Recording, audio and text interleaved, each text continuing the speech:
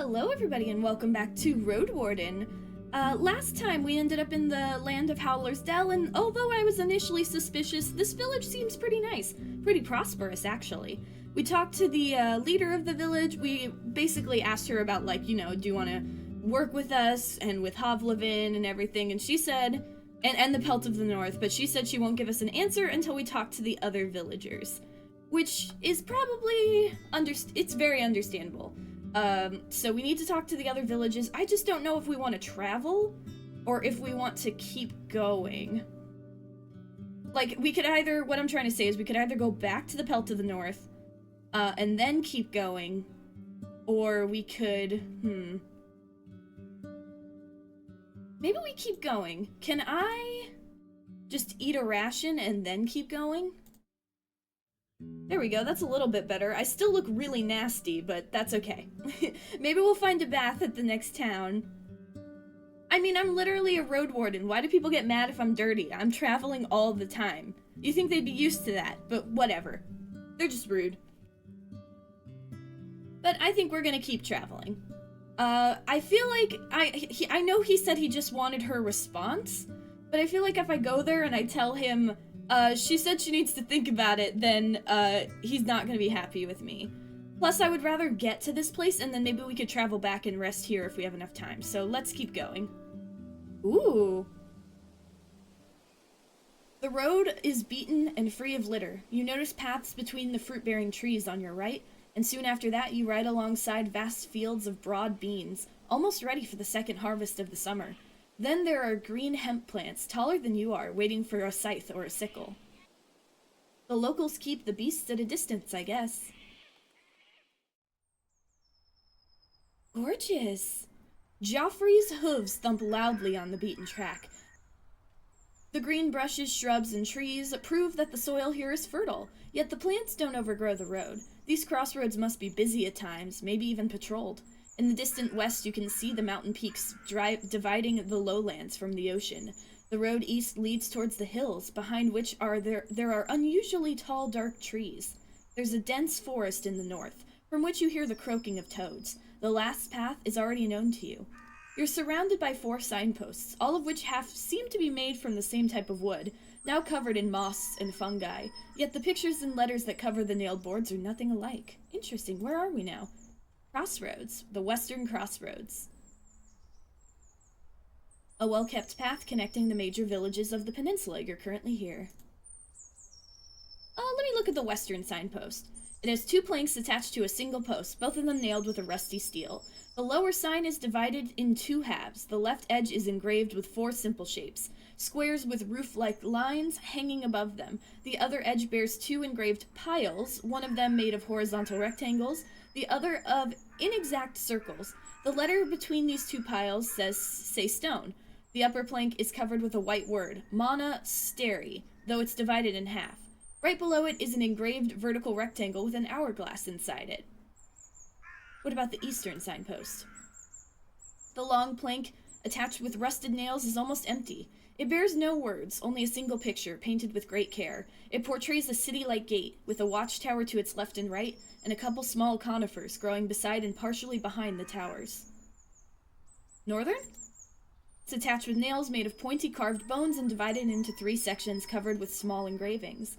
The part of the left has 3 large squares with roof-like lines hanging above them. No other pictures or words. The one in the middle has only 1 square, but with a simple horizontal symbol of a fish and a short word beneath. It spells salt. The image on the right has 2 roofed squares, but also 2 other images you recognize easily, a deer and a standing barrel. Southern. It's covered with green, blue, and white paint that portrays simple squares with roof-like lines hanging above them. Each square has a large letter inside it, and together they spell Howler's Dell. Both the pictures and letters are not too old. There are no other words or marks. The plank was attached with a set of wooden wedges. I'll look around the area, too. The thicket doesn't help. You notice the remains of berries and pears, but most of them are already rotting, spread close to the wood stools at the side of the road. The nearby creek is not impressively deep, but the beaver dam, for some reason taller than you are, makes it wide, and the water surrounding soil. A few steps away from the southern signpost, you find something sticking out of a shrub.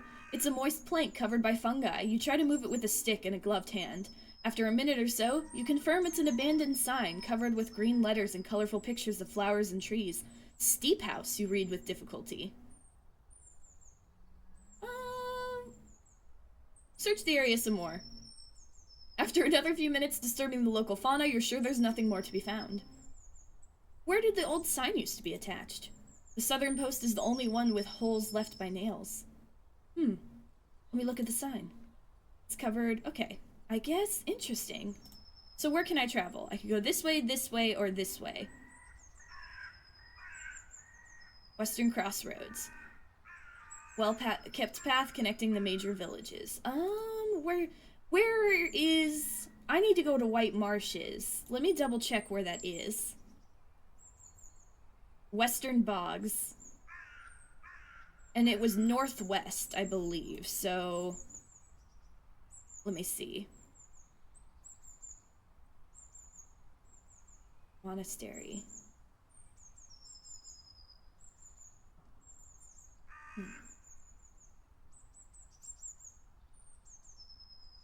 Could probably go just west, right? I think that's where I need to go. Unless I need to go north some more, but... What about northern again? Salt. I think going west is my best option here, because I think it's a northwest town, right? Hopefully I'm going the right way, because there was nothing at the rock slide. At least not that I can get past yet, so let's try going west. Yeah, that is west, right? Oh, here we go. You cross a clean, shallow, yet wide creek that runs south, then follows the uphill path squeezed between the hills and the lush forest. You spend a good couple minutes passing a haunting meadow, filled with dozens, maybe 100 cut-down trees, now overgrown by bushes and grass. You go, ooh, you can't think of another time when you've seen a clearing of such a size. Seems dangerous. If this goes on, the animals will join forces to strike down. Locals are ambitious. I wonder how far they can push it. Don't mess with nature! Once the clearing ends and turns into a corridor of trees and hills, you stop your horse. There's a monster in the middle of the road, reaching out with its long arms to grab and devour fruits and leaves from tree crowns, chewing them without haste. It's standing on its hind legs and leaning on a thick tail. As there isn't much hair on its gray skin, you see its impressive muscles. The beast is 3 times the size of a human, and while each move it makes is slow, its long claws and the ease with which it breaks one of the branches make you think that a single swing would be enough for it to pierce through your jacket, or, just as likely, that it would simply break your bones and send you into the air. Like most people, you know quite a bit about pebblers. Once they get used to an unfenced farm or a forest garden, getting rid of them can be a huge issue. There aren't many blades able to cut through their thick skin or bones, and a single mistake may put them in a furious charge, encouraging them to look for human dwellings which they can tear down in revenge. The beast doesn't give you as much as a glance, but it doesn't move away. The best you can hope for is that it's going to walk away on its own. Maybe tomorrow, maybe later. Ah, man. I return to the crossroads. We can't fight that right now. Well, that's not good. Massive eagle cutting through the skies above you, either unaware of your presence or unperturbed by you. Okay, well, we went... The path is currently blocked by a pebbler. Okay, well, what if we go... Okay, hang on. What did the northern sign again? That was salt, right? Salt? And what about the eastern sign? It's empty, painted with great care, portrays a city-like gate. Do I have a hint as to what that would be? Part of the forest. Oh, a monastery in the west with a watchtower in the east. So there is a watchtower. If you go through the tall grasses, watch out for what's on the ground. There ain't many archers in the trees, but there are too many worms, even larger than a water leech. Maybe we go north. Let's keep going north. Here we go. Hopefully something isn't blocked off here. Some parts of the road leap uphill, some downhill. The forests are lush, but not too dark. The few foraging deer and boars keep their distance, and the birds are disinterested in your presence, singing cheerfully and preening their feathers. Sounds of an ongoing hunt reach you from the east, but none of the nearby creatures seem bothered. Once you get farther north, the colorful meadow reveals tall hills on the other side of the stream, but the road leads through a valley. There's a gentle plume of smoke coming from one of the mountains in the west. Doesn't look like a place on fire. Maybe there's a settlement. Ooh, is this White Marshes? Maybe? Hopefully? I don't know exactly where it is. Oh. The road leads to a gentle creek filled with the buzzing of flies, mosquitoes, and gnats. You don't spot any critters among the tall meadows, tree branches, or rocky slopes. Seeing the shapeless, dark vortex of wings, Joffrey snorts. You're currently on the southern bank. Okay, I could make an ointment. Ride forward with a blazing torch. I'll take some time, but I'll wrap myself with every piece of clothing I own. Let's look in our inventory. How many torches do we have? I have a fish trap. Travel set. I guess if I use a torch, it'll burn them. I don't care, I just hurry Joffrey. I don't want to hurry my poor horse. Let's see.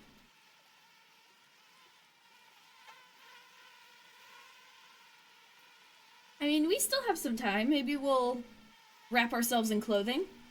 It takes longer than you would hope for, but you manage to cover yourself with an armor of at least 3 layers of linen, leather, wool, and hemp. Only your eyes and a single finger remain without cover. Once you get closer to the fjord, countless creatures beset you, making you instantly shut your eyes. They're striking the clothes, covering your open mouth, and hitting your shell like a squishy, buzzing hail. You ride forth blindly, trying to get out of here as fast as you can, but the insects stick with you for another few minutes. The red mark on your finger starts to burn slowly. Joffrey swishes his tail angrily as it turns its head to its left, observing you with one reproachful eye, pinning its ears back. You try to make sure nothing will jump on you, and once you decide you're safe, you take off the suit. Unless you find an easier way to protect yourself, the insects will keep slowing you down. Ah, dang it. At least I kept my blood. True, they didn't eat me. Okay, so we need a better way to get past that, but I haven't found an alchemy table yet, I don't think. We're really just going out here, aren't we? We're just continuing to go north. For most of the time, you're surrounded by yellow meadows. The trees on your left get sparser, while the few lonely birches on your right still bear signs of tapping, marked with knife cuts, tied with cords. Some of them still carry wooden vessels, as if they were simply abandoned. Maybe last spring, maybe before that.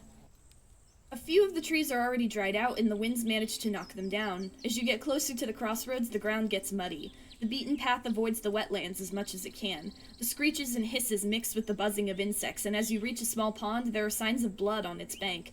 The air is moist and heavy, and has a hint of rotting meat to it. Ooh.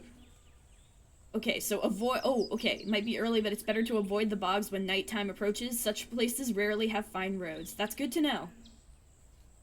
But we're in bogs, right? So does that mean we're close to White Marshes? Oh. Bogs are darker than forests. The local creatures start their hunt up to an hour earlier. Okay. We still have 10 hours. The trees and bushes are sparse here, growing from the barren grassland. Some of them bear late summer fruits. A group of wayfarers is spread around the broken signposts in the abandoned cart. They're skinny but healthy and are standing upright. They're wearing humble, dim gambesons on top of their hemp tunics and pants, all of them worn. In some cases undyed, while others are dark green or brown. 4 of these individuals wear cloaks and are armed with spears, bows, and stone maces. On their necks, wrists, and belts you spot small talismans, fangs, bones, wooden beads, leather straps. There's also the 5th figure, standing a bit in the back, with lowered shoulders. Unlike the others, they're hooded, and in such a manner that you doubt they can see anything other than their boots.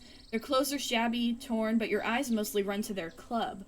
A bough as long as its owner is tall and as thick as a leg, resting with one end on the ground. You get closer and the person raises the weapon with just one arm, but another traveler gestures for them to stop, and they do so right away, freezing in place. I'm not getting out of my saddle. The man behind the gesture doesn't approach you, just nods. Safe travels, stranger. It may still be time before evenfall, but bogs aren't safe. Better keep moving. You find an inn. You try to digest his thick accent. He's broad-shouldered, with a large belly, but the scars on his face sculpt an image of someone who's earned their share of food with many skirmishes. He doesn't reach for his weapon, and pushes one of his companions closer to the cart. She kneels by an empty box and looks inside it. The man observes you with a little curiosity. You know, I feel like whatever's going on here is not my business. I know I'm the Roadwarden, but I'm alone, and I'm weak, and I'm dirty. Maybe, let's see, playful, what can we do? Vulnerable? I'm just glad you're not a highwayman. Don't say that! That's when he goes, well, actually, and he pulls out a gun. Hinted a threat. Hold your weapons close if it makes you feel safer. I don't mind. Greetings. Nice place for a camp. The air is a bit smelly, though. Not at their cart. Need any help? Maybe I could... Okay, well, you find evening fall. Nice place for a camp. The air is a bit smelly, though. We could be a little playful. Let's see. What did it say before? I'm gonna look at the archive. Need any help? He makes an annoyed grimace. Not really. 'Tis timber, sickening, moldy and wet. We're checking on the place. But seems 'tis a bad year for it.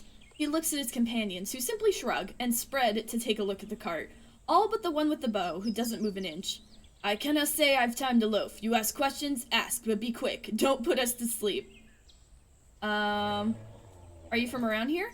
Very much so, and you're new to these roads. You know our home? Maybe.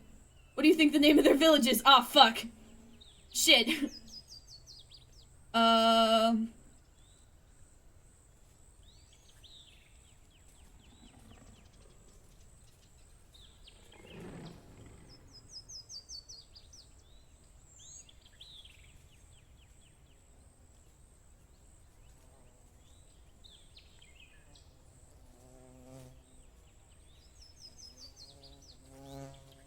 Well, we're in the bogs, so...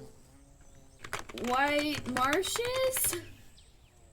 He straightens up. Oh! True! 'Tis there! He looks at the crossroad leading east. I thought 'tis already forgotten. Bah, you've a clean ear. Aw, thank you. I think that was a compliment. It's nice to hear something about me being complimented as clean, though. I'm very dirty. How can I reach White Marshes? 'Tis not so hard if you've bones or food with you. Ride down the road, turn left, and take a gift to Thyrus, the warden of our peat fields. He'll open the creepers for you. Seeing your look, he carries on. They're on the right path. One that will take you to the village. Anything dangerous between here or there? Water hides saurians. Don't let your horse drink. Just stay on the road all of the time, one of the women chips in. And don't follow voices or lights. Weird beasts lure humans into death. And don't touch the creepers. Gotcha. Thank you very much. Tell me about your village. 'Tis home. He starts to play with the sphere.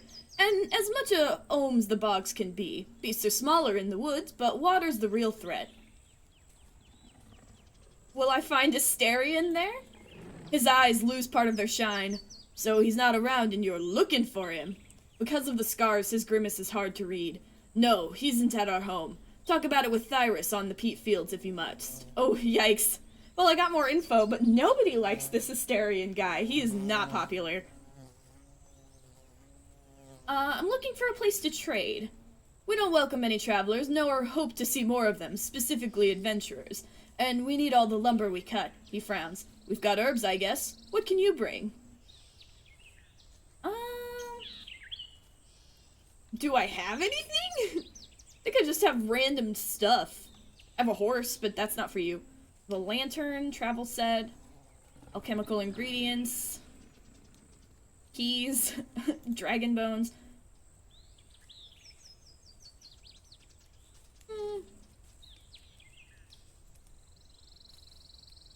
Are you in need of food?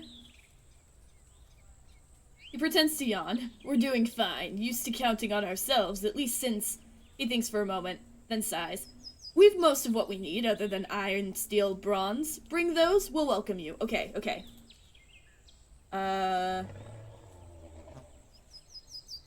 New note. Iron, steel, bronze for White Marsh trading? Or those guys.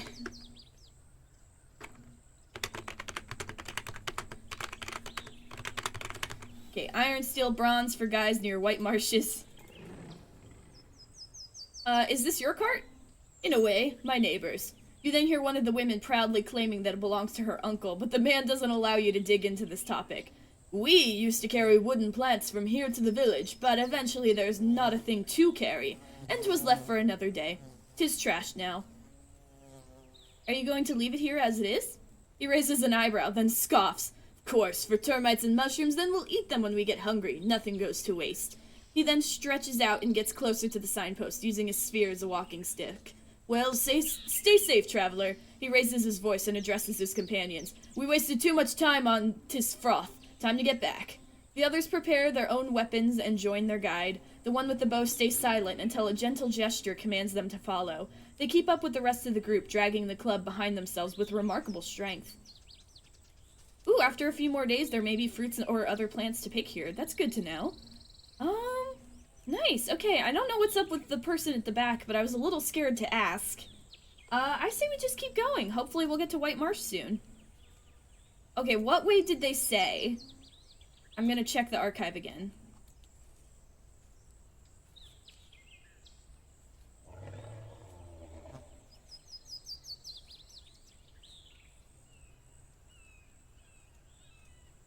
Okay, if you won't ride down the road, turn left. Take a gift to Thyrus. The warden of our peat fields, he'll open the creepers for you. A gift, okay. I have rations. Once tamed, part of the woods, now neglected. Should I go to the left?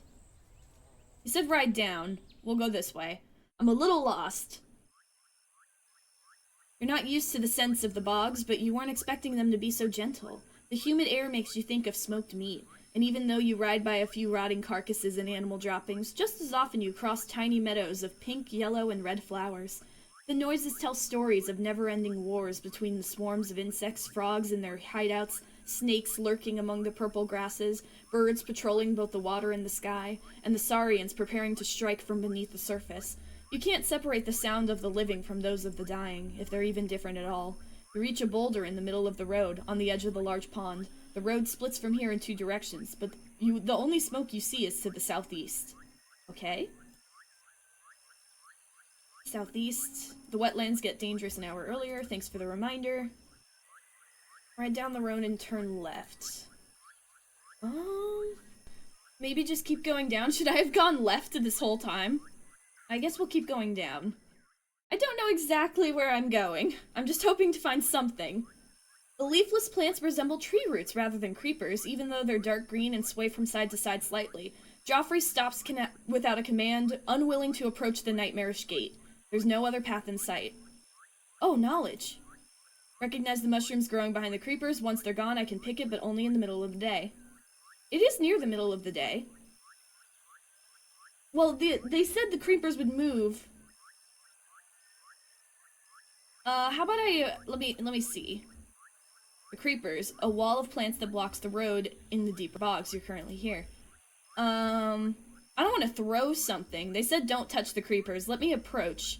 Isn't this where I'm supposed to bring a gift? Before you oh no!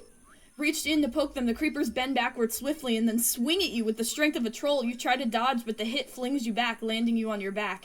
Gasping, you crawl away and rise to your feet, but the plants don't follow you. I examine the water. The dirty ponds are hard to see through. It takes a few minutes before you find a stick long enough to poke the water and reach its bottom.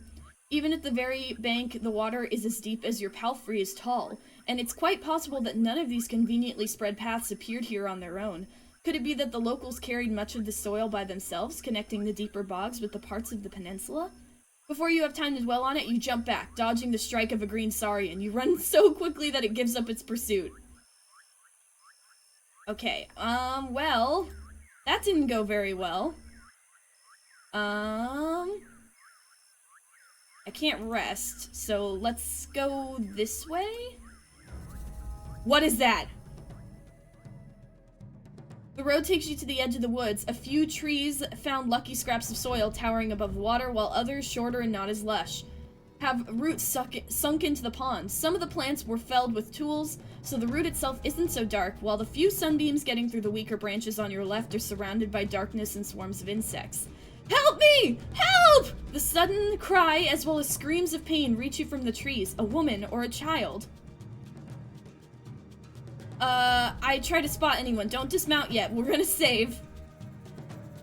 Among the green and red leaves, you don't see any unusual colors. Come to think of it, there's but a few creatures in sight other than the flies and mosquitoes. The dark-winged birds are quiet, and and the sparse toads let out a sporadic, tense croaks. Ah, but they said not to listen to any voices! They told me not to listen to voices! Is this a trap? Stay on the road all of the time, don't follow voices or light. Weird beasts lure humans to their death. I can't. I don't trust this. Keep going. Joffrey seems to agree with your decision. It enters a trot leading you further east. A minute passes, but you still hear the constant shouts as if someone's getting whipped to their very bones. I have to ignore it. I'm sorry. I don't trust it.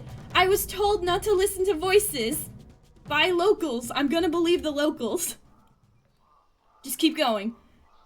You ride along shallow waters on one side and flooded trees on the other. You reach what seems like the end of the road. The turn south is already overgrown, most likely abandoned after it was devoured by the bog. But as you look north, you see a wide clearing that, with time, has become a meadow, and a lonely hut at the end of an often-traveled path. At first, you ride down slightly, following the twisted trail. There's plenty of puddles around, as well as brown, gray, and purple grasses, but all of them are too short for any lurking predators, and the few foxes you see far away don't pay you any attention. You pass by the fresh tracks of heavy-hooved beasts, but spot no wild game in sight. Your ears can't free themselves from the birds, rodents, and dragonflies. Yeah, ride carefully. No broken legs for poor Joffrey. Oh! Where are we? I think I went the wrong way.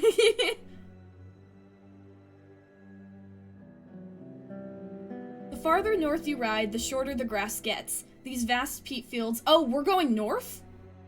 Oh, shoot, so I was going the wrong way, wasn't I? Dang, I don't know my compasses.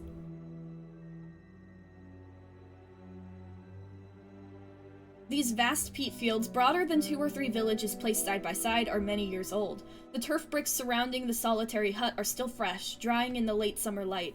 The scent of this area is like that of no bog you've ever encountered. Instead of a sublime aroma of healthy soil, it's intense, sulfury, leaving an almost sour taste on your tongue.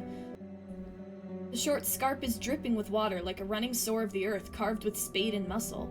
The house, made of birch wood, dried turf, and a blanket of soil, is a structure you're not too familiar with, but you imagine its interiors are much smaller than they appear to be. The walls are a few feet thick to keep in the warmth, and such roofs tend to get soggy, until they collapse after a decade or so. The only soul in sight is sitting on the bench, stuffing his mouth with fistfuls of green leaves that he takes out of a small basket placed on his knees.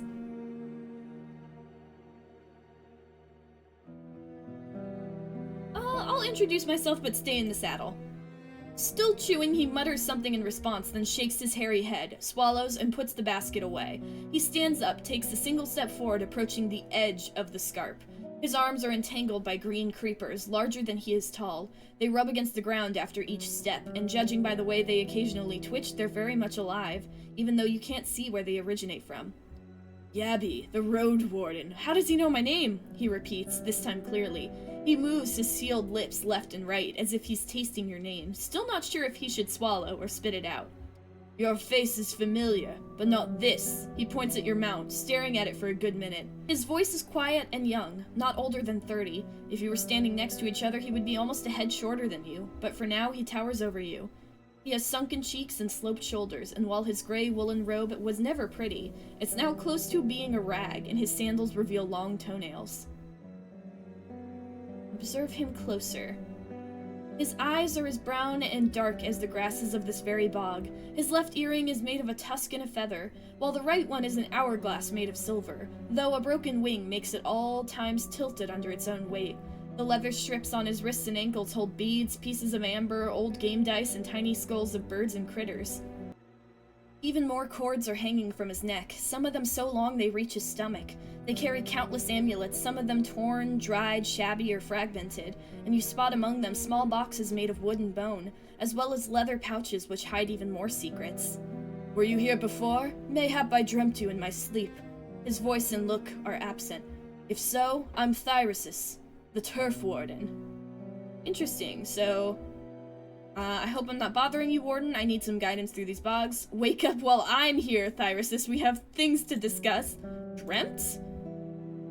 Shouldn't you ward your home out of here? The earth beneath it is going to collapse. Is warding turf difficult? Yeah, let's make small talk. Yep. He looks at you in silence, then yawns loudly. His teeth are yellow, but don't seem to be neglected, at least from this far. 'Tis hard, but 'tis boring like a toad's song, he sighs. You're off the main road, stranger. What for? Some plants are blocking the way to White Marshes. How about the road south from here? With a horse and no guide, you'll get swallowed up in no time by monsters and the mud. He raises his hands, waggling his fingers as if he's casting a curse. My green pets keep the troublemakers away, but I can make an exception for a warden, one willing to prove they bring gifts, not troubles. What's the toll? He reaches for his basket and places it on the lower edge of the scarp, crouching right behind it. You look inside. Indeed, it's filled with wild leaves, flowers, and berries. Give me enough for a day or so, and I'll bend the vines for a day or so. Would a food ration be fine? Very fine. Oh, it just took it from me. Okay. He licks his lips, and once he spots a piece of jerky among your gifts, he reaches for it right away. With a full mouth, he snaps his fingers and mutters something with satisfaction. Do you live here all by yourself? Yep.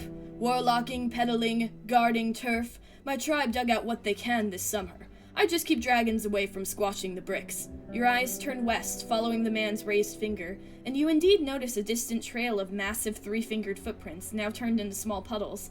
They're as long as your torso with pointy claws, one of which appears to be broken at its tip. Do you have anything to sell? Warlock? He smiles eagerly and steps away, reaching to the doorknob with his right creeper.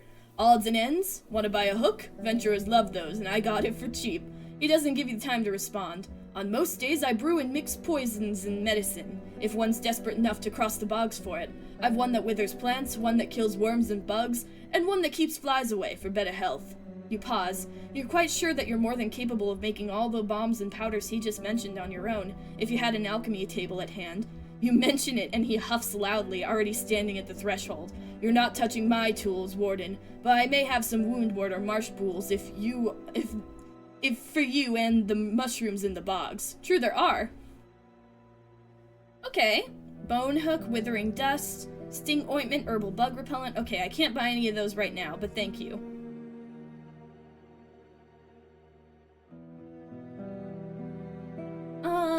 Do you know anything about Astarian's whereabouts? He raises his chin. Know what? I may. His amulets rattle from after his triumphant announcement, but then he looks at the clouds in the distance. You wait for him to carry on, to no avail. I wait patiently. He nods to himself. Didn't notice 'tis been so long. Fall's almost here. What do you think of him? He stands with an open mouth, as if he's not sure what you mean by that. I don't? Left me with a heavier pouch, but asked nosy questions, like someone else I know. He gives you a telling look. Where is he, then?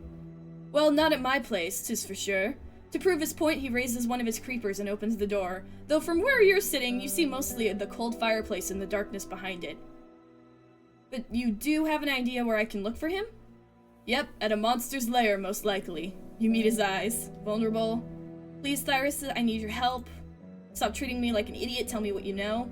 Any monster in particular? Great, you're very helpful. Are you alright? I need your help, please. I'll be desperate. He waves it off, both with the hand and the creeper. Help with chasing long-gone ghosts? I've 2 things to do. Food to find, Pete to move, yet I ask you for not a thing. Before you mention that you doubt he's all that busy, he carries on. Astarian asked me for help with various creatures, was heading for a journey, he said. Needed boggy bombs to scare animals away, even some weird ones, the harpies and sea monsters, but I've no such thing. I cannot poison the sea. Is he your client, or do you share a goal? He crosses his arms, making the creepers hit his amulets. Never had a witch or a warlock at home? 'Tis wrong for me to speak of others. I take on my pyre a lot of shame and doubt, and I need to be trusted. People claim that he and your tribe... Ooh, I don't know if I should ask that, but I'm gonna do it. People claim that he and your tribe were planning something big. Do you deny that? He rolls his eyes, shrugging his arms and showing his empty palms, yet the nervous twitches of the creeper add little to his innocent demeanor. He and I traded a few times, but I didn't bed with him or offer him mint and stew. He said he may have a job for me in the woods, and I told him I don't need his bones anymore. When asked what he did need, Thyris purses his lips. I want things to change, 'tis all. I wake up to awoken shells and the fogs and Glaucia's robbers threatening my family. All I want is for this cursed land to be normal. His yawn comes from out of nowhere, but you then notice his dropped shoulders and heavy eyelids. And yep, that warden told me he's going to take care of it. Okay, thanks. Let's say I were to help your people with the bandits and got rid of the undead, would you return the favor? He spares you a yellow grin. 'Tis all you say. Yep, save the North or the scrap fit I care about, and I'll follow you into a fog. Okay. I think, found a scrap of land, I think maybe cursed, though I'm not sure how to examine it. And you're saying the rest of the North isn't cursed? He lets out a chuckle, but seeing how you're still waiting for his advice, he raises one of his creepers and, looking in the distance, scratches it.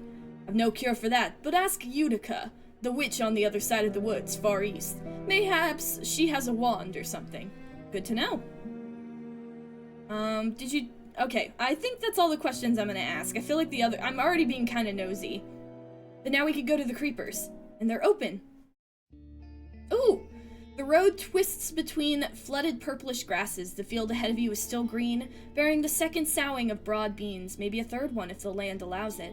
The workers ignore you. Some of them are nothing but bones. Some carry scraps of flesh, wearing them like forgotten rags, and others look almost human, as if they were awoken right after death. Most of the witless shells move around piles of soil, carry wooden logs, and dig in the ground with their bare hands. But there are also those with considerable abilities. They use pitchforks, hoes, and splitting axes and confidently cross the uneven ground. There's only a few breathing souls in sight. They observe your passing but keep their distance. Keep the blade at hand. They aren't attacking me, so I don't need to be afraid. Is this because they're using, like, shells for work? I remember them talking about that. I don't want to immediately be hostile, especially since I already know about this, so I'm just gonna... They seem to have everything under control, I hope, so I'm just gonna be chill. I'm gonna be chill. I want to make a good first impression. Did we make it? The guards let you in without questioning. The entrance and the wall in general were recently constructed, though are still not finished. There will soon be yet another gate, allowing for trade and conversations without opening the village to danger. Just like in the fields, the work is divided between the undead, who carry bricks and take care of the most thankless tasks, while the locals cut rocks and spread the mortar. The difficult past is still carved in the villagers' gaunt faces and crude outfits, and their brief glances show little curiosity. A few of them are sharing a meal right next to the well, and the victuals in their baskets consist of green leaves, fruit, eggs, and other cuts of roasted meat, the food of foragers. You're told to wait here for the mayor. Don't roam on your own. The guard's voice is harsh, despite the stutter. I'll listen. I don't want... Like I said, good first impression. I'm gonna tether Geoffrey. The man shows up soon after with a careless saunter, and he hardly spares you a look, instead staring at your palfrey. The stranger from the forest garden. I cannot guess why you would come here. Who are you, even? His stature would be considered average in most villages, but in comparison to the rest of his tribe, he's portly, muscular, tall, and with a large, square face. His hands are resting on the shaft of the poleaxe placed across his shoulders, making him seem even larger. His long, straw-colored beard is shabby and makes his bald head look shiny. You can't really tell how old he is, though you see no wrinkles. Just like the others, he's wearing prominent charms, favoring tiny figurines of animals made of bone and wood. Only one of them is hanging from his neck, a silver amulet portraying the head of a moose with large antlers. While valuable, it looks older than the other critters, and quite crude in form. I am here, hello, I introduce myself. He sizes you up. And I'm Helvius. Who let you in? Was it Thyresis? He's as much a gatekeeper as a fly is a warden to a piece of shit. He gives you a telling frown. I don't know what that means. Let's see. He could tell you I won't hurt you. Watch your tone. I'm sure he realized I may be of use here. Who knows? Maybe I got here all by myself. Chopped those creepers into a salad. I'm not one to badmouth others behind their backs. Do I know anything about this guy?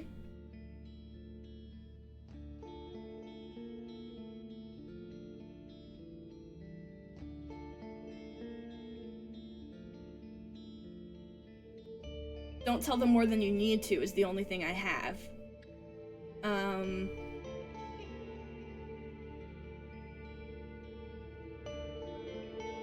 So, I'll just say, I'm sure he realized I may be of use here.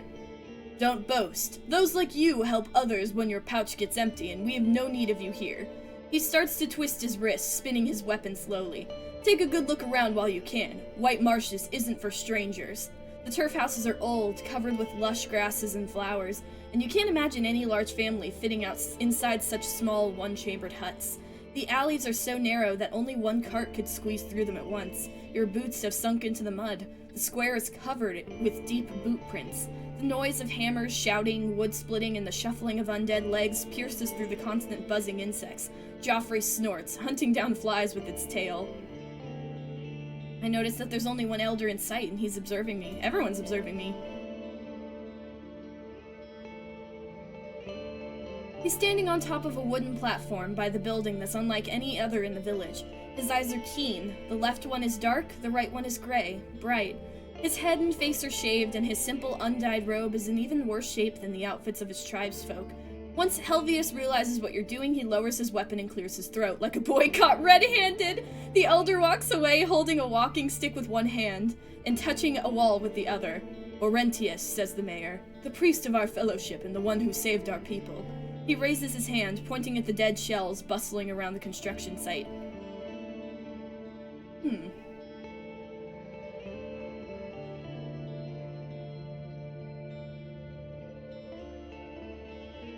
I look at the undead workers. They don't bother you? I used to listen to stories about them as a kid. He nods for you to follow him. But Orentius taught me that they're no different than boars in fire. He dashes forward and swings his poleaxe, bashing a skeleton's shoulder. The arm sinks into the mud, while its owner, a bit awkwardly now, keeps trying to climb a ladder. Helvius bursts into laughter, and the locals look away without a word. See? He continues, leading you back to the well. All you need's control. Look there. He points at a dead shell with remains of flesh on its chest and head. There's a white and brown sparrow sitting on its shoulder, preening its feathers. Even beasts know they've got not a thing to worry about. The Awoken are now like they were yesterday, like they were in spring, like they were a year ago. Leave worrying about them to idiots and unites.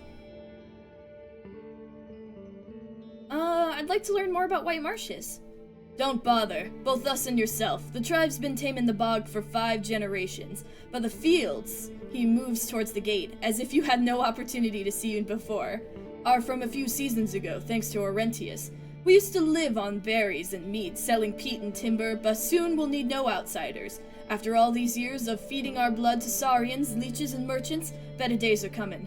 We made them come, and we deserve them. He fondly wipes his blade with his thumb, then clears his throat. If the right allows. So you want to separate yourself from the other settlements? The tribes with little iron and bones struggle more and more. We're getting ready to welcome plunderers the way they deserve, 'tis all.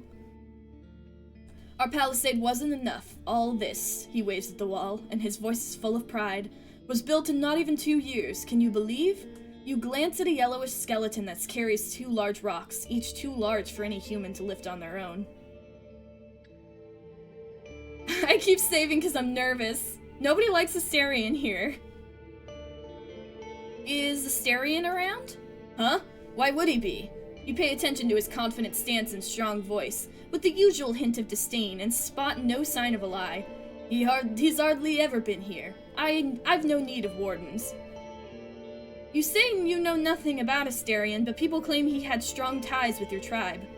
Helvius begins swinging his axe left and right, the heel of the half-nail resting in the mud, trying to recall the past. He makes a puzzled frown. Know what? I told he met with our warlock often. Who knows why? Ask him if you must. I did already. Can I speak with Orentius? As he straightens up, the moose head on his chest bounces enthusiastically.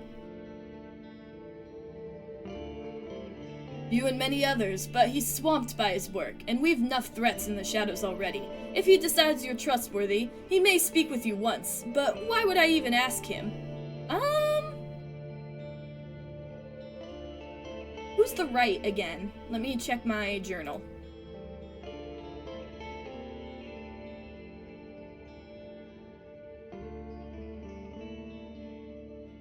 Right.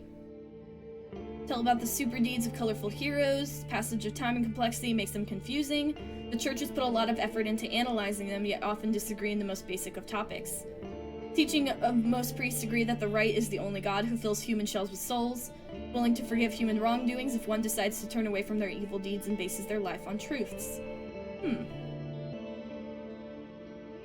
I just want to meet him. He sounds like an unusual soul. I just don't want to give too much away. They said not to give too much away.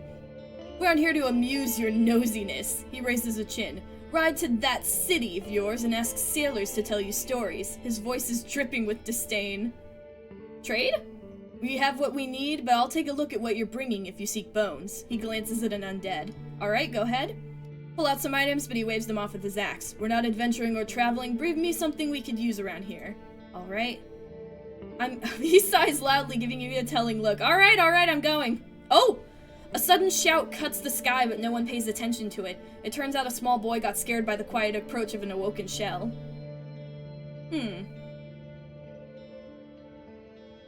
I address the guards. People from this is a bad idea. I'm like, oh no, I'm just here. I'm not gonna cause any problems. I'm sorry. Hey, does anyone want to get married? The taller gatekeeper gives you a long look. We need no matchmaker here. Our youth's work to do. Only then they're free to go wherever they want.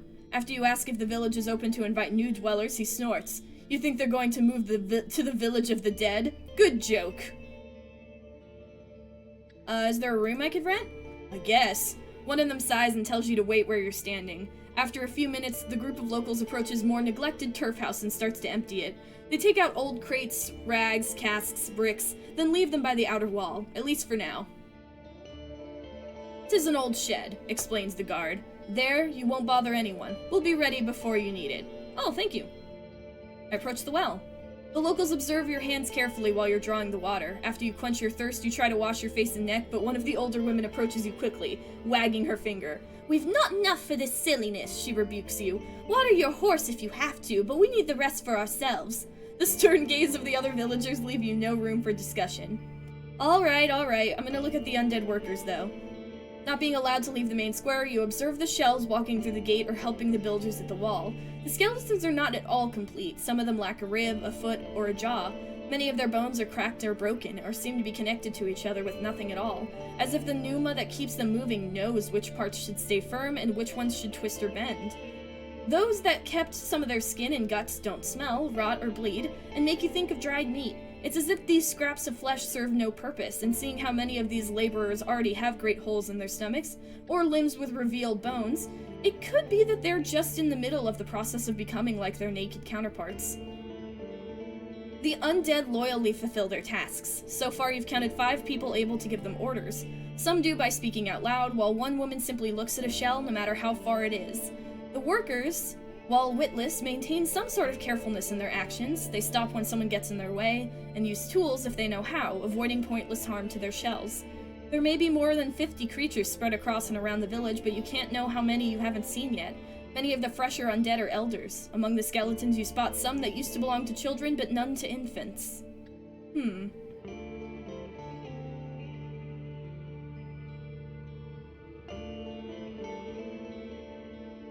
Maybe young shells are too difficult to sight even for the locals. The shuffling of an undead, still covered with flesh, makes all the other sounds weirdly quiet.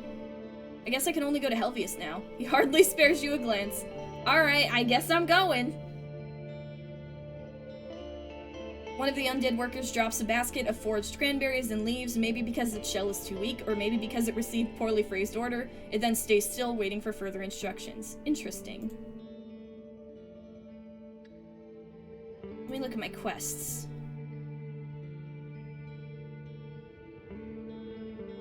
Proven myself trustworthy ally to his tribe. Spoken with Helvius. I should report back to Theus. Okay, so I should go back to Theus now. White Marshes, Gale Rocks, and Creeks. So we need to go to the other places too. Should I keep going? Probably not, right? I probably should rest. I don't think I can go back yet, because I don't have anything. But I could probably... Ooh, I should go here and get those mushrooms. Ooh! As you ride past the fields, one of the local farmers enters the road, gesturing for you to stop. He's holding a rusty sickle and carries a basket on his back, filled with various weeds and a sharpened club. His patched, worn tunic is neglected, but fitting for a farmer. The lean years left his face skinny and his teeth crooked, but his sad eyes hold heartwarming kindness. Oh! Hi there, Warden. He has a thick local accent. I've been wondering just now, there's a small matter, you see. Do you know how to read? I used to be a scholar, so yeah. Fantastic! He gives you a radiant smile. Give me a few moments? Without waiting for your response, he runs to the village and returns to you with a small sack in his hands. How about you take a look at it? He unwraps the package and reveals a large wax tablet made of bone. 'Tis a letter from someone I care about, but I'm not sure what it says. I'll give you a coin once you've read it for me. You take the tablet from his open palm. It's fancy, unlike the wooden ones. On the back, you find the engraving portraying a large furry beast. Made from a troll's hip, the farmer says proudly. You examine the confident, deep signs written in the wax. The letter is short for Valens. It starts, I couldn't bear another day in this nightmarish village, but now I don't have to. I've met another soul during my hunting trip south. We will start a new family. Goodbye. No signature. The man is walking in place, waiting for you to speak. I can't lie. That's not fair. I'm the first person he's gotten a chance to read from. It's bad, but he wants to know what it says. Why would I lie about that? That's so mean. I know what's in the letter. He puts a hand on his forehead. You can't tell if it's a sign of relief or tension. I repeat to him his husband's words. Oh, fuck, it's his husband! Oh, no! At first he freezes, then gives a hateful look towards Laurentius's hut. He knew what this piece of shit did, he growls. He always asks to be heard, only to spread lies. Why do I need to find a stranger to hear the truth for once in my life? His eyes get gentler once he looks at you, but you notice the tears in his eyes. His shaking hands offer you the reward. Oh no, so did Laurentius lie about what the letter said? Now, about the tablet. Here you go, take it back. Oh, I don't want it. He steps away. You know what? Take this. He pulls out a bone stylus that perfectly matches the color of the tablet. Together they will buy you a few meals at a trader's stall. Good luck, Warden. Oh, farewell. It was nice to meet you. I'm so sorry.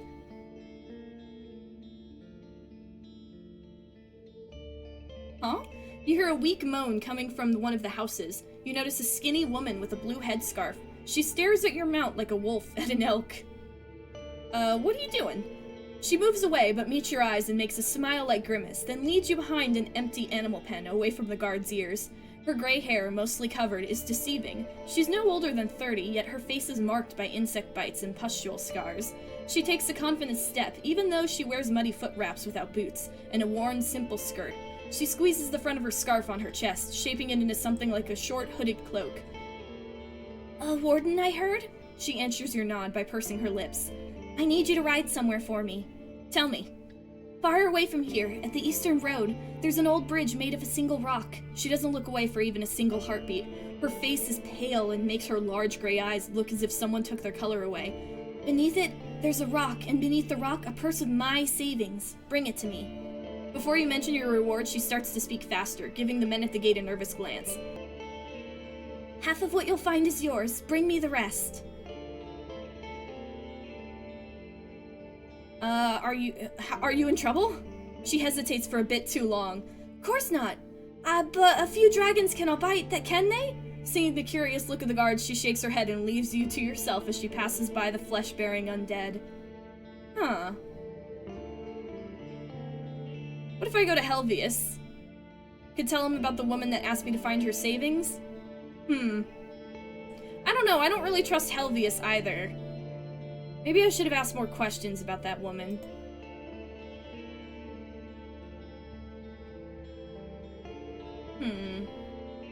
Could I travel to the creepers? I'm trying to get to the mushrooms. Here we go. Nice. Let's see. I approach the mushrooms growing behind the creepers. Once you cover your hands with the protective gloves, you get it done with a swift cut. The bog friend is brown, and with a few red vertical lines and a cap covered with holes that resemble fish gills. As you're shaking off the soil, you expect the mushroom to be slimy, but the opposite is true. Once cleaned, it resembles a moral, but you know how poisonous it can get. You wrap it in a cloth and hide it among your bundles. Nice, we got more stuff. Alright, that's all I wanted out of that. So we can keep traveling. So if this is north, this is east, this is south, and this is west. How long would it take to travel to the Pelt of the North? That would take a while. We could go to the ruins. We could go down. Far east. She wanted me to go far east. How much time do we have? 7 hours before dusk. Technically speaking, I could probably pull to the north. There is a trader here, and I do have something to sell. Let me take a look at it, actually. What is that I got? A troll bone tablet, a fancy wax tablet carved from the hip bone of a troll, supplemented with the matching stylus. Wax tablets are the most common writing instrument used in the north, though they are usually made of wood. The previous owner of this carved bone is depicted on the back, a massive furry troll. Tablets usually fit in one's hand and are used to make notes or write down short messages, especially when there's no option to prepare a scroll and inkstand. It's also easy to erase the previous inscriptions, and a single tablet may be used dozens or hundreds of times. It's a short farewell letter addressed to Valens from White Marshes with a mixture of apologies and bitterness. His husband has decided to leave him for another soul.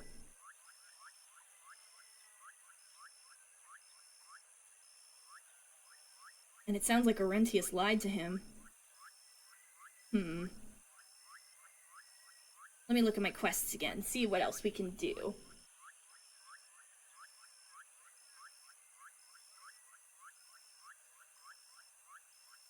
That's my first completed quest.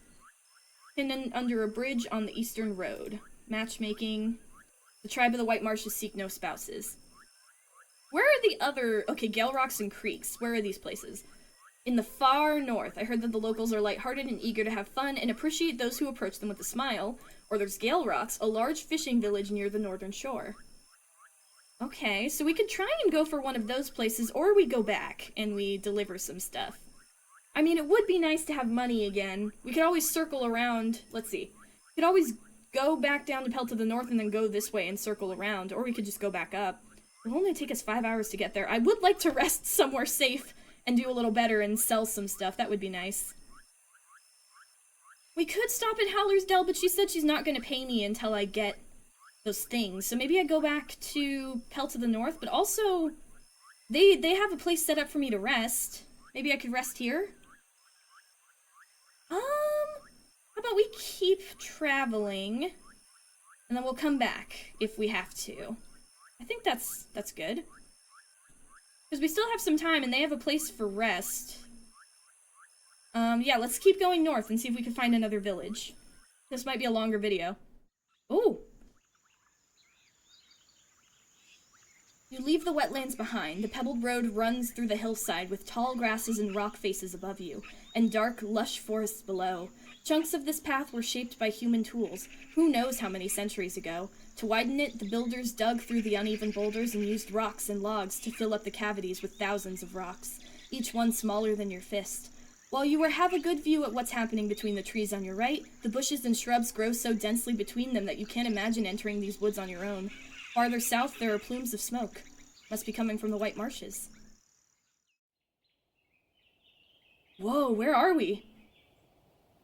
At the top of the hill, you reach a stone wall, a quiet place with no smoke coming from behind it.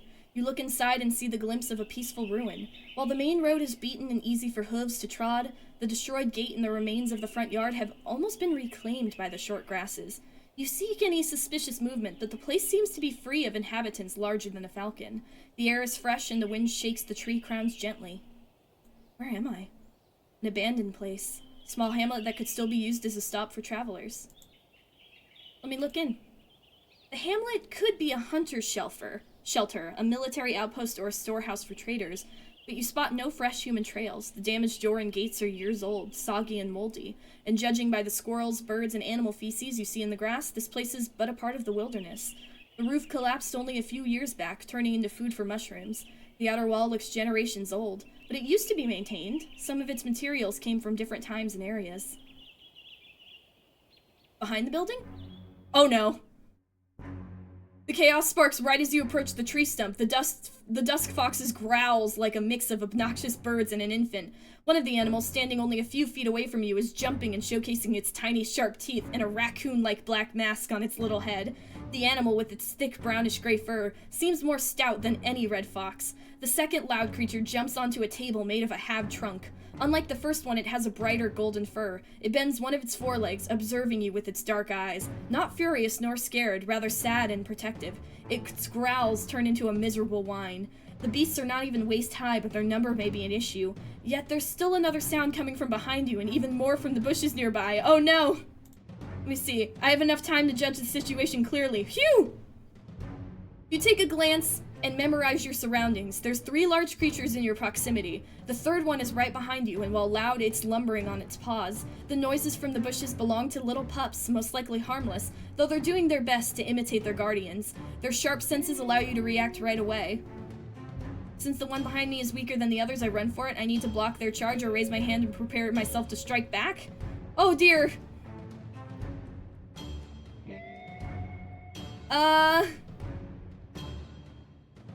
Run!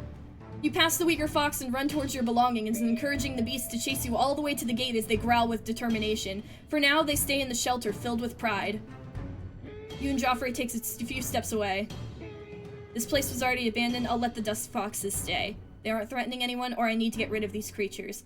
But they're pups! I don't want to kill them! I'm sure there's something here if I look for it, but, I won't do it right now. This place was already abandoned. I'll let the dusk foxes stay. They aren't threatening anyone. Are you sure you want to leave this place to its fate? What does that mean? Actually, I'm gonna save. What is it if I get rid of them? My axe is enough. I have second thoughts. I don't wanna. I'm leaving this place to its fate. We'll see what happens. The dusk foxes observe you as you climb up the saddle. They're growling and walking in circles. One of the pups knocks down their siblings, starting a playful fight. There's no reason to bother them. Alright, well, dusk fox's shelter. Well, there might have been something nice in the building if I had checked that first, but who knows? Alright, we'll keep on keeping on. I think we have a little bit more time before we need to stop. It's only day 2. We have plenty of time. Ooh.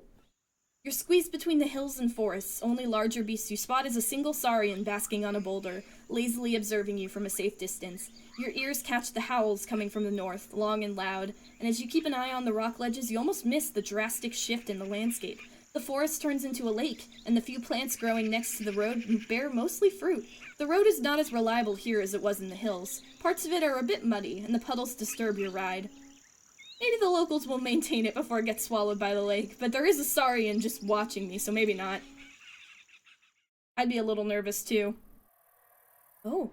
The deep, loud yells of howlers are piercing your ears, concealing any other sound in the area. They're sitting on branches and in the tall grass, not really trying to hide. Their thick black and gold furs cover their entire shells, aside from the charcoal black faces with roundish flat noses and wide nostrils. The younger members of the pack are about the size of your mount's head, but the larger ones would be chest high, if it weren't for the fact that they walk on all fours. Their long tails are like an additional arm, helping them climb, hang from the branches, or hold food while they eat. They aren't particularly muscular, but when they form their pink lips into the shape of a cup to release their howls, their mouths are so wide they could fit your entire arm inside. As you listen to the shouts, you reach for your head. You feel a weird itch, but somehow you can't scratch it. Could I just keep going? Maintained, you're currently here.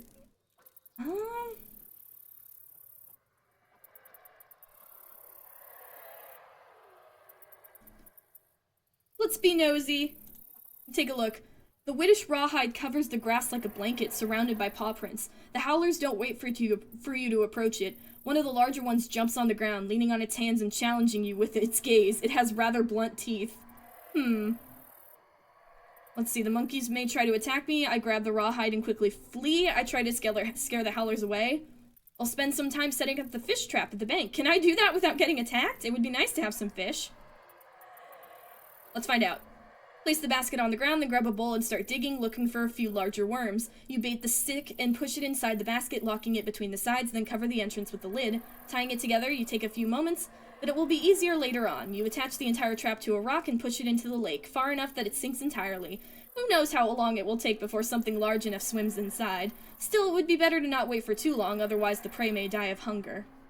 Okay. I can inspect it tomorrow. Why would I want the rawhide? Is it worth it to risk it? It is a dice roll.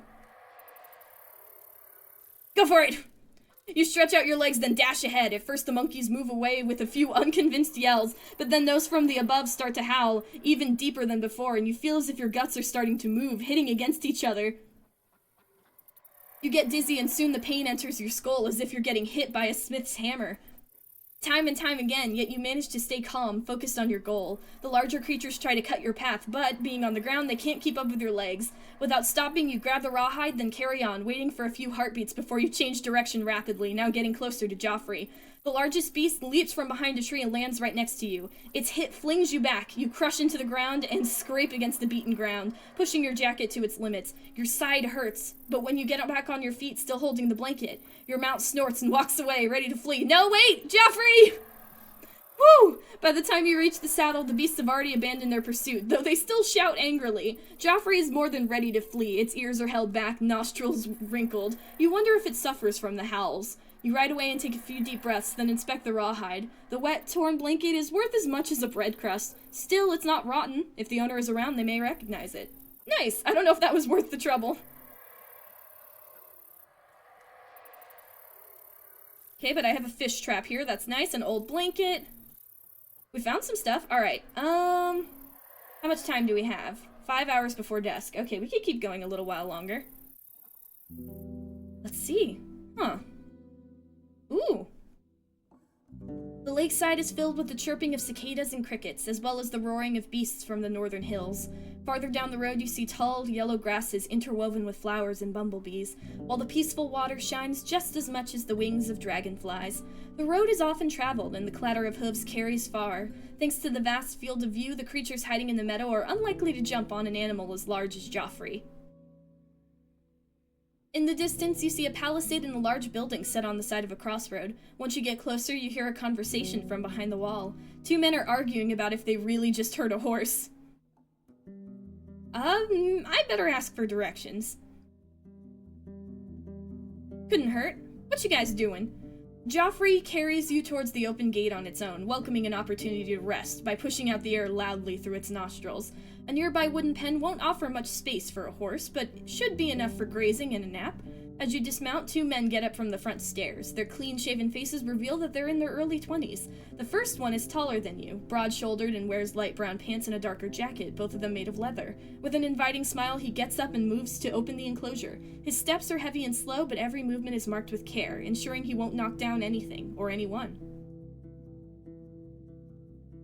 The second man looks as different from his colleague as the sun from the moon. He's unusually short and wears a heavy cloak made of black fur, so large it could cover his entire shell. He opens the door of the building, hides his hand, and peeks into the room. "Foggy!" His voice is shrill and unconcerned. "A messenger! Come!" Alright, I'll let my horse rest for a second, check this place out. A hanging barrel sways in the wind, marking the place as an inn or a tavern. We found an inn! The building resembles a merchant's house from Hovlevin, whitewashed and with oiled, elegant wooden beams. The fragile walls are high enough to avoid floods and snow, but you have no doubt that a troll or even a pebbler could easily break through them. The palisade is short, has hardly any support, and has no walkway for a crossbowman, hardly enough for even a makeshift hamlet. Yet it's the open harbor that makes you uneasy. Aside from the fish, any creature, aquatic or not, could just walk into the yard undisturbed. The path is covered with paw prints and claw marks. Yeah, let's not leave Joffrey outside. That's our boy.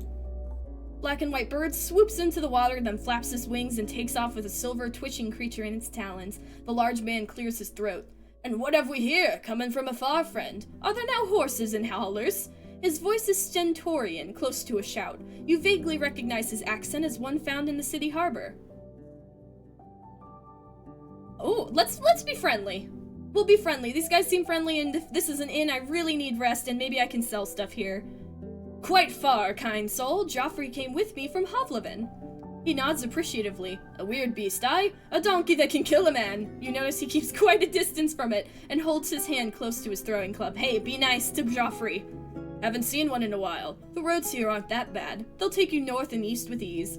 You hear heavy footsteps. A woman shows up in the doorway and looks at you from the top of the stairs. She's even more towering and stout than her son, the man who just welcomed you, with a massive chest and a pear-shaped face with a prominent chin. Her movements are composed and confident. She may be older than 50, with a mixture of gray and dark blonde hair.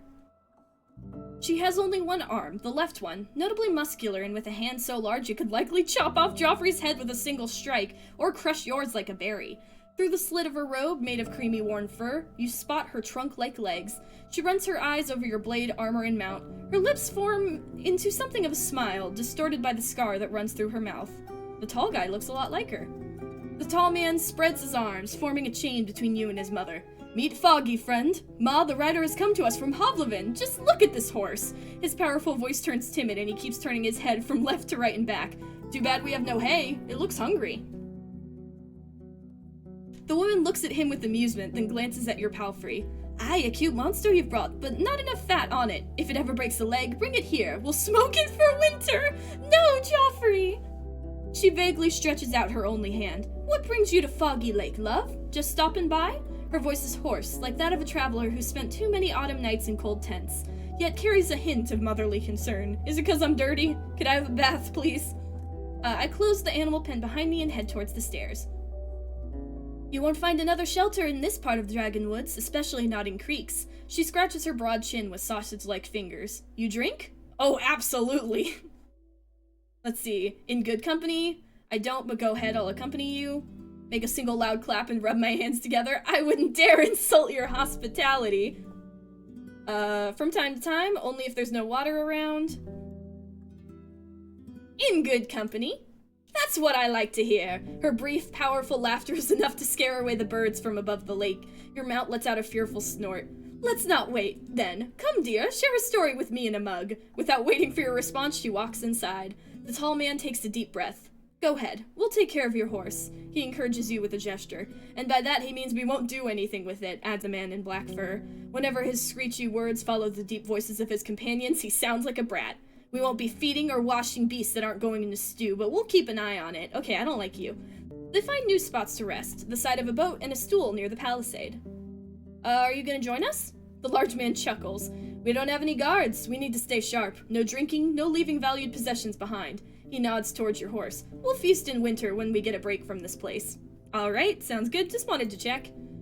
The narrow, segmented window shutters and lets out a lot of light without letting the beast inside. The air is humid, but carries not an air of putridity. The heels of Foggy's boots make her steps thunder, even though the planks don't creak.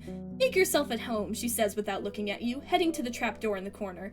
I'll just grab a little something. Your ears catch the screeches of hunting birds and the wind that leaks in through the windows, but other than that, the room is quiet.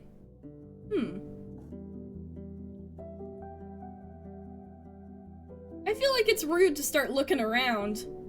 I'm a guest. I'm gonna sit down and wait. You take a glance at the blood on the table, the scattered yellow feathers, and a bowl of guts and talons. You find yourself a clean stool. Foggy shows up soon, smiling, holding 2 cups in her hand, a bottle in her fingers, and a cloth under her shoulder. She puts everything on a stool and wipes the table clean. Forgive the mess, it's just part of the job, she explains without a hint of apology. I'd rather dress birds in the yard, but the blood lures beasts. Sometimes the folks from creeks bring us meals, but we need to take care of ourselves. She throws the bloody cloth back into the bucket, making a splash, then sits down on a stool, making it look like it was made for a doll. She rests her elbow on the table and looks you in the eyes. Her voice is warm, yet intrusive. So, who am I dealing with? I'm Yabby, the Roadwarden. The bottle removes its seals seemingly by itself. What? The wax floats in the air briefly, then lands on the table gently. What? Without a word, she pours the thick liquid into the cups with her only hand, but doesn't offer you your drink just yet. Trying to learn more about the peninsula. A tavern seemed like a fair shot. I'm looking for a Astarion. I'm going to need shelter every now and then. I hope to trade a fair bit in the coming days. Was hoping to find work. If nothing else, I can carry a message for you. I had to get here sooner or later. I'm trying to learn more about the peninsula. That's true, and I'm also traveling. She sighs and grabs her cup. It looks like she could crush it with just 2 fingers. I don't see what's in it for me, dear. I'm sure you'll find those who crave a pair of ears to fill it with gibberish, but I run this place to get more from it than I put into it. She places the second cup in front of you. It's made of dim brown wood, humble, wide, and short. Its surface is cold, rough, but elegant. In Hovlevin, such vessels are often ornamented with metalwork, from bronze to gold, and bear all sorts of carvings and pictures.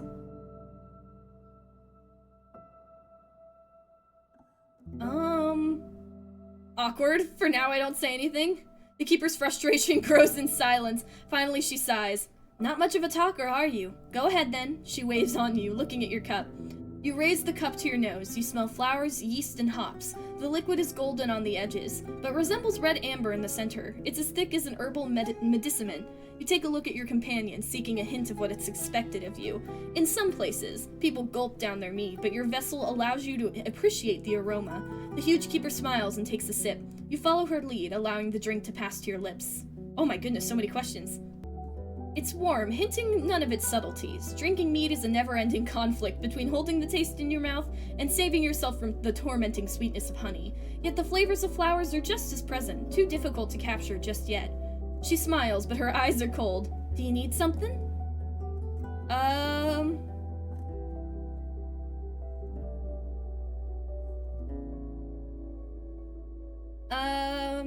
I have some things I'm willing to part with. You show her what you have for sale, but she waves her hand. Nah, love, come back with something I could sell at a profit, or maybe hang on the wall. You collect your belongings.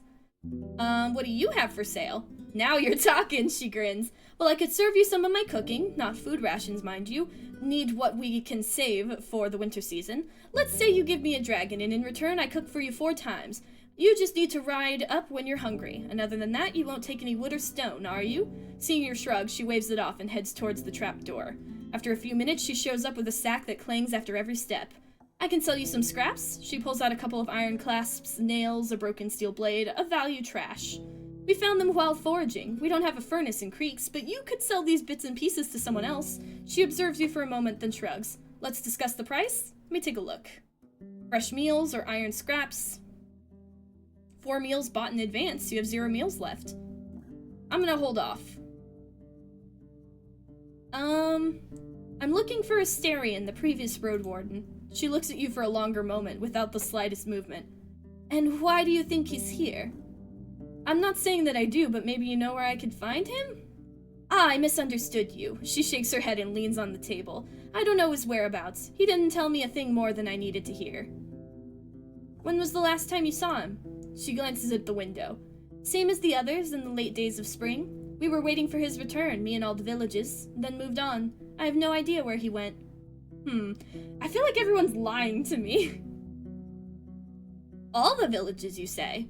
She turns towards you with the fierceness of a bear. That's what I said. What can you tell me about him? She rests her hand across her stomach, which you identify as her version of crossing her arms. A customer and an errand runner. What's there to say? Your additional questions don't get many more answers. She brings up the man's looks and equipment without adding much to what you've already learned from Tulia. He was paying with dragons, rarely bartered, she adds. That's what city folk do, aye? Seeking riches, then locking themselves in a chamber, prisoners of their might. Well said. Her chuckle makes you think of a wolf's growl. Did he do any jobs for you? She presses her tongue against her cheek. Well, I'm not sure. He was bringing me news or delivering my messages, sold me some stuff, sometimes bought a thing or two. His life wasn't really that riveting, just another mug guzzler sitting in the corner patching his clothes. Did he sell you anything unusual? She stares at you without blinking. Such as what? Something that hints to something he found in a weird place? Such tales stay between me and my guests. She nods towards the wall that separates you from the lake. This place may be open, maybe too open, but it guards secrets just fine. You don't sound bothered by his disappearance. You see me as someone eager to make friends with a vagabond? I'll take it as a compliment to my skills as a tavern keep. Folks come and go, their faces disappear, friends die in my arms. She pauses. Families fade away. There was a different Roadwarden years ago, and there's another one now, but there's only one Foggy in the north and one Ilon, that slow son of mine, and one Creeks. I have only so many tears to spare. Alright, we'll talk about this later.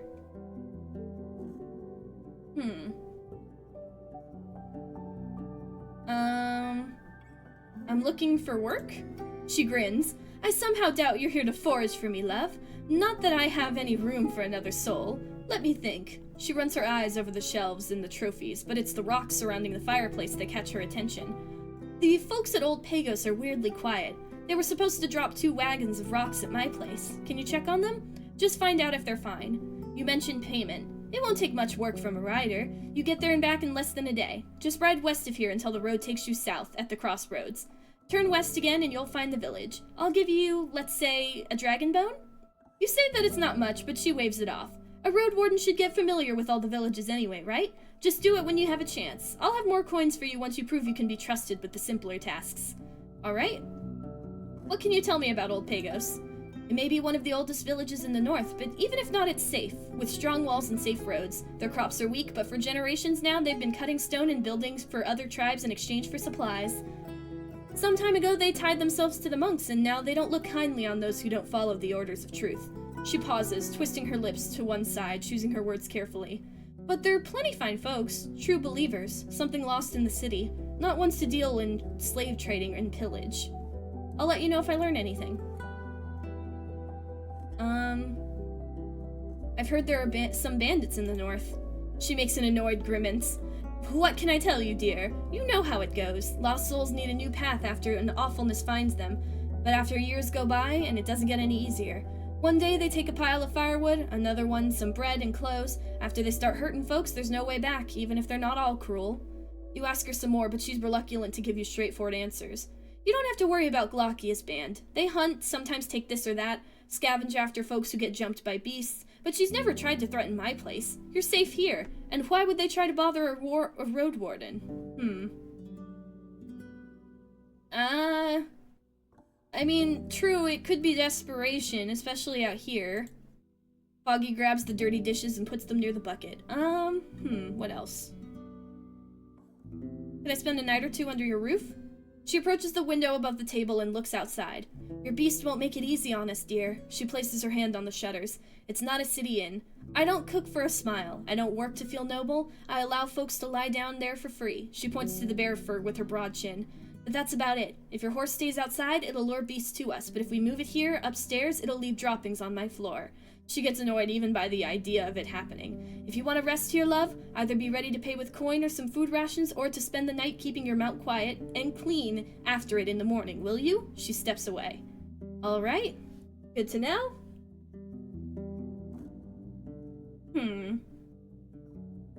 Any interesting rumors? She frowns. I'm not one to spread tales among strangers. First show me what you're made of. Okay.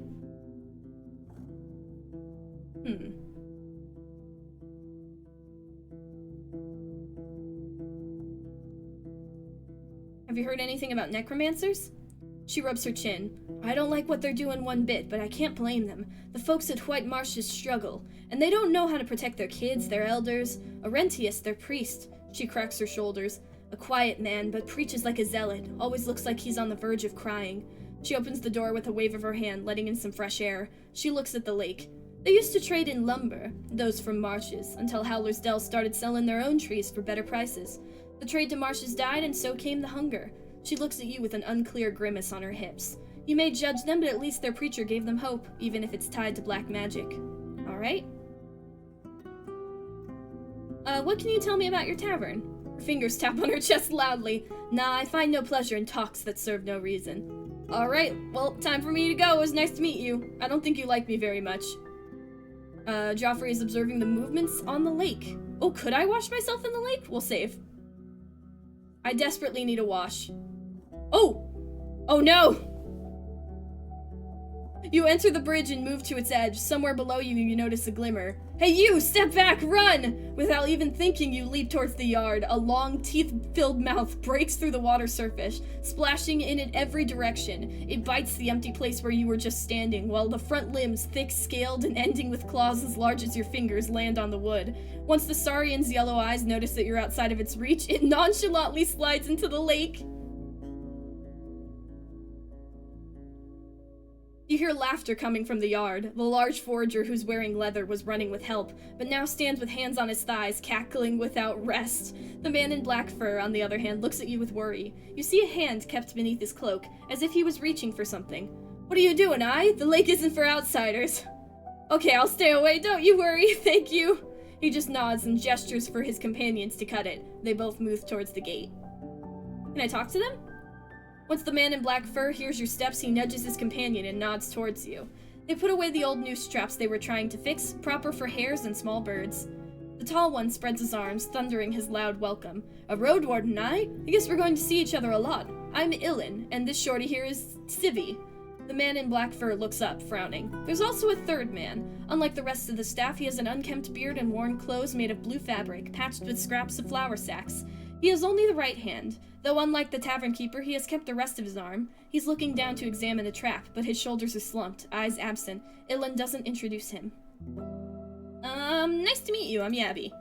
Ilan smiles. Were you at Pelt of the North yet, friend? He blushes. How is Dalit doing? Is that the one with the yellow armor? She seems well. Seems to keep the whole crew together. I don't know why I'd lie about this. Do I know anything about Dalit?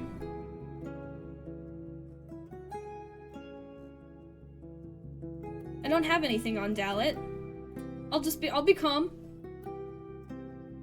That's her, a lively color, hi? Yellow? He smiles, but you catch a hint of envy in his voice. Better say hi to her for us. Her boss was looking for hard drinks and healing potions. I wish I could have helped her. He glances at his companion, who's currently observing a column of ants running along the palisade. They were offering good prices, and she was really good at dice and told us about so many monsters. Svi adjusts his black cloak. Our traps won't fix themselves. What brings you to us? Ilan frowns at this interruption, but says nothing. Do you know Tulia? The man gives you a surprised glance, then looks down and crosses his arms, holding his hand under his shoulder. I'm a new man now. There's nothing that ties me to the army. He has the accent of the city folk, same as yours. You've crossed a great part of this land, greater than most. Have you seen anything unusual? He takes a deep breath, his voice close to a whisper. There's a fog in my soul. I was on the Eastern Road, hungry and sick, praying for the right to send its beasts on me and save me from the pains of living. I remember the touch of fur and the breath on my neck, the claws pinning me to the ground. I was waiting with my eyes closed. Then I woke up in the middle of the night, still feeling. I got back on my feet, walking until I reached the lights of this tavern, without so much as a bruise. Foggy may have no faith in her heart, but the right used her kindness to give me a second chance. Ilan frowns at the man's words, and there's cautiousness in his voice. He may be crazy, but it's true he came here after midnight, raving. Maybe the monsters don't like his scent. Huh. So you forgot everything? He hides his stump in the palm of his hand and curls up. I've seen a dragon eating a tree, an ape that tore away the head of a monstrous cat, and a wolf without fur that was quick as lightning. Now leave me alone, evil spirit. Let my shame rest. Oh, sorry. He's shaking. Let him be, aye? Zvi grunts at you. Nothing wrong about a man trying to forget. Ilan rubs his chin. A furless wolf friend. I've heard about one. Our tribesfolk saw it in the heart of the woods. A nasty beast. Let's hope it won't find a mate for breeding. It charges at you like a runner and jumps right at your throat. He touches his neck. So even the hunters stay away from it. Too bad we've no crossbows. He raises his wooden club. Aye, better to avoid the deep woods without this one. Or without one. What's your plan? I could use some work. Svi nods, and Ilan's voice gets even louder. Glad to hear that. There's hardly any fruits left around here, and even fewer mushrooms, so we're planning to do some bird catching. A hunt without killing. Maybe not today, but in 8 days, maybe a bit later. What do you say? How much do you pay? I mean, it may be a scary trip, but it won't take that long, Ilan shrugs. Just show up here at noon or before it, we'll be back in a few hours. You'll get 5 dragons, 2 if the bird dies. That's a good price for one afternoon, aye? I can't leave my horse behind. Oh, I wouldn't worry about it. Ilan waves a hand, just like his mother. The idiot will take care of it. The one-handed man starts to object, but a harsh shut up from Zvi makes him sigh. His shoulders sag. Ilan goes on. He's a loony and would stumble over his own feet on a trip, but does what he needs when told to. And you know he won't steal it. He hates animals. You guys are so mean to him. Why would you need my help with birds? Don't you just let them walk into traps? Ilan glances at the cords used for snares. These won't do. We wanted to catch a runner, this big. He raises his muscular arms and stops it maybe a foot above his head, and bring it here alive. We wanted to meet for later. The man with one hand interrupts him. His voice is weak but disdainful. Beasts ought to be dealt with, not tamed. Bonding with monsters only brings death. Will bring us full bellies in the winter, squawks Zvi. Alright. What are you gonna do with your catch? Just eat it? We'll tether it to the palisade for a day or two, then take it to creeks. Our tribesfolk have enough space to look after it through autumn. Maybe it'll drop a few eggs? Even if not, it's fresh food. Is there a problem with supplies in Creek? They exchange looks. Maybe, admits V, but not big enough to make us pay you more. Alright, what's your plan exactly? Ilan grabs a rope and shakes it in front of you. We'll catch its neck. Your part would be to keep it from running. Don't hurt it, just make it busy enough for us to surround it. Alright, I guess I'll be back in 8 days. Illyn grins. Do so. We still need to prepare, and you better do so as well. Don't make us wait for long. Let's not test the bird's patience. Just come 1 day before afternoon. Okay, gotcha. 8 days. That'll give me enough time to hopefully get better equipment and stuff. Do you often have travelers here? Illyn's voice is like thunder. Nah, you may very well be the last one this season. Sometimes a group of adventurers, who knows why, and southern traders in spring and autumn. Most of our visitors are from the villages, usually creeks and Gale Rocks. They leave goods at our place, or just outside, and Mama barters in their name with a few others. I mean, rocks, timbers, fur, and barreled fish can wait a few days. Okay, good to know. What can you tell me about the peninsula? Svi lets out a sigh. Not much to see here, aye? Trees, rocks, ponds. I've never been in Howlers, he starts, but then Illyn chirps in. I have a couple of times. A nice place. Kind folks, lots of grain, but they have one trader, Akikos. He pays poorly, but at least doesn't waste one's time. Gets straight to the point, see? He thinks for a bit. And they're all so tall, twice as tall as he is. He points to Svi, who frowns and squeaks back at him. Bullshit. You gossip for the next few minutes, but the things they share with you are of little use. They end up saying that you should talk with Foggy instead. She used to travel a lot and speaks with every visitor. Well, she doesn't like me very much, so I'm gonna walk away now. You're in the middle of the yard, Joffrey is drinking from the lake. Joffrey, stay away from the lake, it's dangerous. How long would it take to get back to Howler's Dell? 4 hours. Do I have that much time? Technically, I do. If I get back to Howler's Dell, I could probably sell my stuff and rest. Maybe? Or should I go back to the White Marshes? Or I could stay here. Do I risk it? We're gonna save and risk it. We have a full 4 hours, so we should get there in time. We made it! You ride through the open gate, then carefully dismount. Some of the locals greet you politely, but they keep their distance. After you notice your own smell and the dirt on your clothes, you no longer wonder why. Alright, well, let's see. The trader's stall is already closed. Well, I can work on that tomorrow, but I think I have enough to sleep at the inn. Sleeping in a room, your own room with a comfy bed and a locked door and lots of space. You also get a large breakfast, a wash tub with water and soap, and cleaning for your shoes and underwear. Okay, that's a better deal. Let's sleep. Oh, nighttime. Like most people, you wake up in the middle of almost every night. Before your second sleep comes, you spend an hour or two taking care of your belongings, shell and soul. Some people spend this time with their friends, families, or lovers, but your routine is different. If you don't have to take care of essential tasks, stretch muscles, spend time outside, check on Joffrey. Best time to pray and think about my dreams, stay where I am. I check on Joffrey. He's my buddy. I'm always looking out for him. And it's morning! You spend the night in peace in a clean bed with a tightly shut window and a warm blanket. In the morning, you find a stool placed by your bed, covered with a warm mutton stew and cold yogurt. Ooh. Once you get dressed and go downstairs, a young boy who's covered in mud and speaks unusually loud and enthusiastically mentions that Joffrey has already been brushed in water. You nod and he runs outside without noticing it. The innkeeper is sitting near the door, from time to time carrying out another bowl with either stew or gruel. Theus is nowhere to be seen. I mean, we can wait for the trader, just real quick. You hear Akikio's voice. Here to see me? Just a minute. I usually start a bit later. The man walks by you and goes behind the counter, where he starts to unpack and inspect his wares. Speaks whilst I'm young. Will you take this beautiful thing I have? Surprise me. Here you go. He makes a satisfied grunt.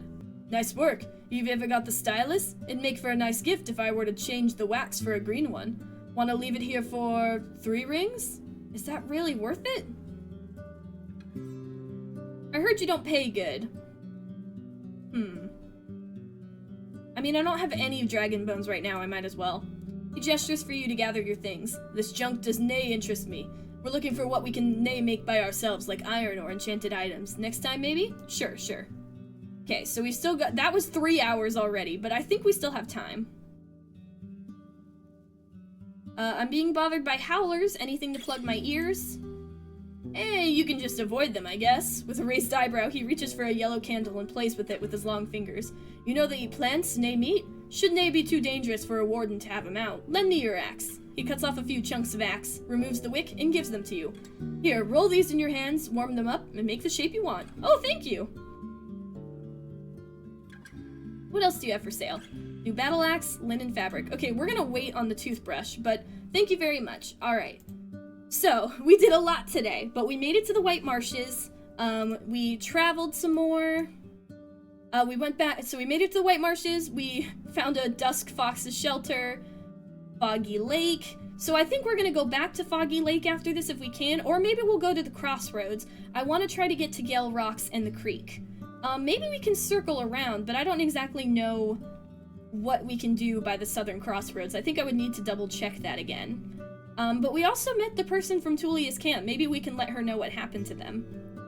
So yeah, I'll need to figure out what we're going to do next time, but I definitely want to get to the creeks and Gale Rocks so that we can report back to 2 people and get 4 dragon rings in total. That would be a nice amount of money. And maybe we can learn more about Asterion on the way. I have a feeling up here that these people aren't telling me something about Asterion, so we're just going to have to keep an eye out. And hopefully we'll be able to go back and maybe get past that peddler. Or Pebbler? I think it was Pebbler. But either way, we have explored quite a bit in this episode, and there's still more to go to, so we'll have to do that next time. Until then, thank you guys for watching. If you enjoyed, please consider subscribing. Remember to take care of yourselves, don't break up with your boyfriend via a wax tablet, and have a good day.